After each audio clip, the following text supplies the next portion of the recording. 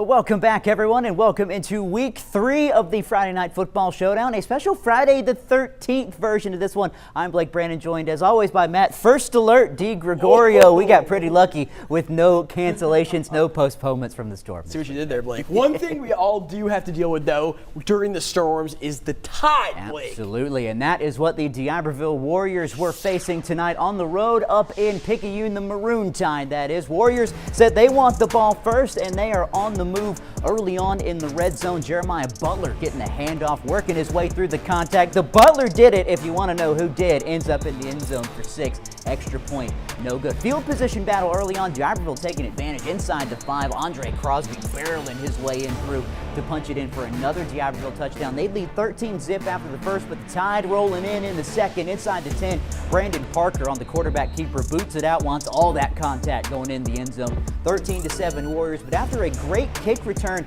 on the ensuing possession, D'Iberville set up in good position, toss to Crosby, makes one man miss, and that is a ticket to the Crosby show in the end zone. Warriors taking a 19-7 lead into the halftime break, but do not count Picayune out. They put together a monster second half. They take this one 28-19 over the Warriors. Battle of second halves all day long. Blake, Hancock traveling to the Hive to take on St. Martin. The Yellow Jackets took a 15-7 lead into the halftime break. Into the third quarter now. Hancock quarterback Kason Conan trying to run his way out of trouble. Not this time, sir. Noel Estrada gets a big sack to get the defense backed up here. Later in the third, Caleb Estrada does his part. A big-time stop keeps the defensive momentum for the Jackets. Both teams pitch shutouts in the third quarter. However, Hancock driving to start the fourth.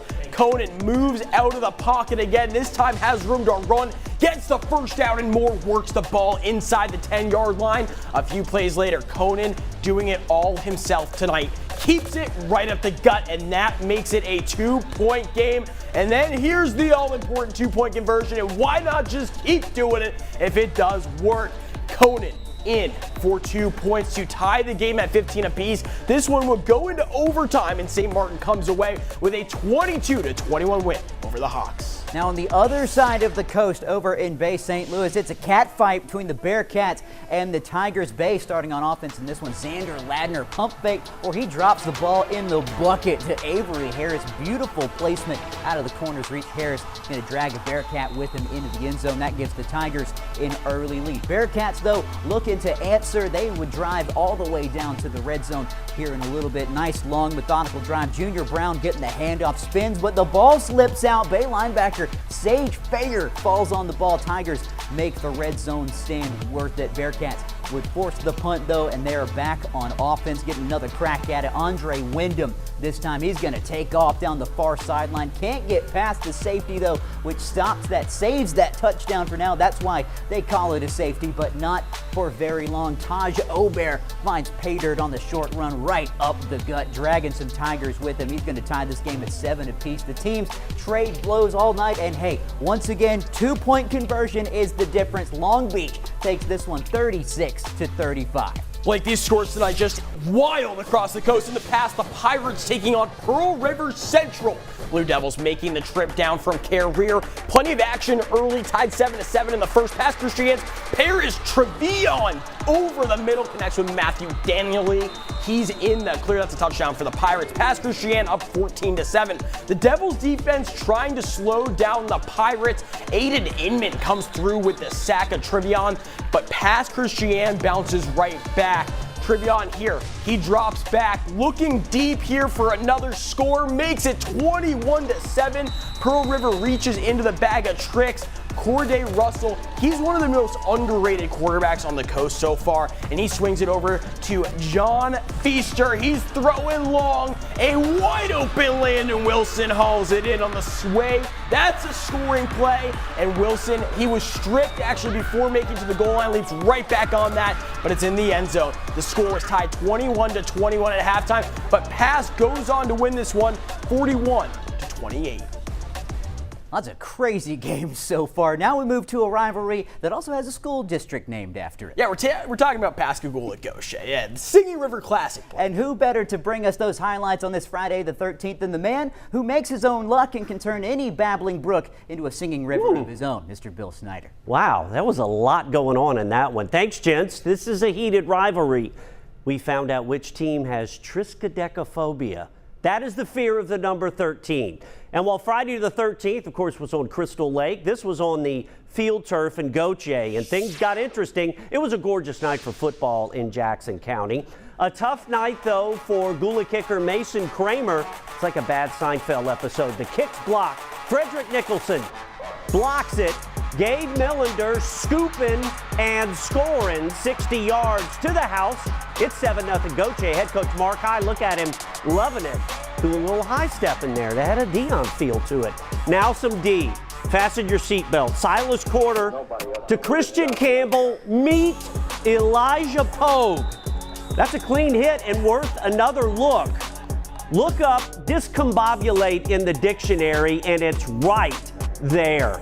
However, though, Campbell got up, came back in, he was good. So a good play all around. Now some offense. Trey Irving to Sebastian Gonzalez. Trucking. He takes it all the way down inside the Gula 5. The Panther D holds. And here's to you, Eric Robinson. The field goal, making it 10-0 Gautier. Now, second quarter, Silas Quarter. He's not a man without a country. Play action, going deep. Long distance to the Lost Nuttery, 40 yards, and hey, it's 10-7. We got a game.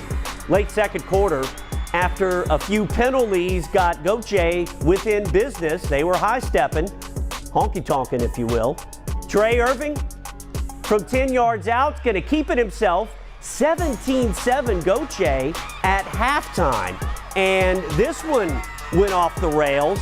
Late in the fourth quarter, they were headed to overtime, 31 all. We'll get you the final before the show's over.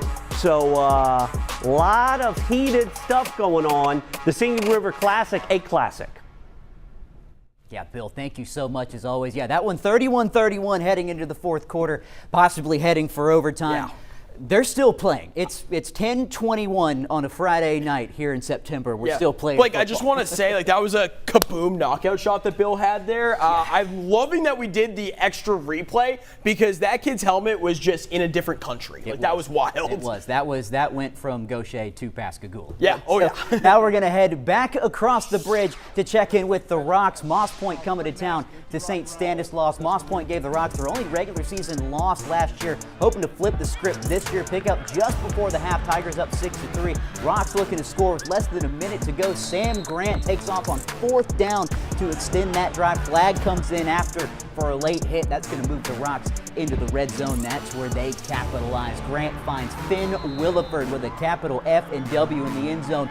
Rocks score with just 2 seconds to go on the clock before the half. 9-6 before the half. St. Stanislaus would get the ball to start. Grant going to decide to keep it himself, and he is off to the races. That's a house call. 1-800 end zone toll-free. Standard rates may apply, but hey, you're going to get 6 on the board anyway. Rocks take a 2-score lead with this one, and they would continue to dominate in the second half, and they get revenge for last year. Rocks take it 33-12.